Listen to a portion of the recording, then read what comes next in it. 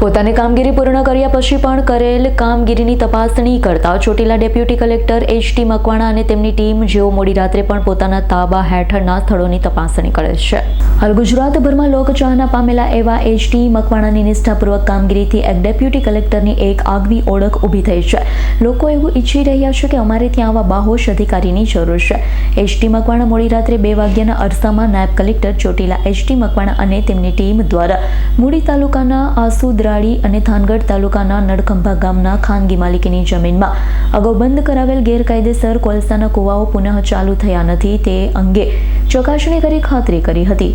હાલ કોઈ પણ ગેરકાયદેસર કોલસાનો કુવો ચાલુ હાલતમાં મળી આવ્યો નથી તેની પણ તપાસણી કરી હતી. આવી નિષ્ઠાથી કામ કરનાર અધિકારી કામગીરી કરી ભૂલી નથી જતા. તે કામ પૂરું થઈ ગયું પણ કાયદેસરની કામગીરી પૂર્ણ કર્યા બાદ પણ થોડા દિવસો પછી ફરી તે પોતાની ટીમ સાથે જગ્યાની તપાસણી કરે છે.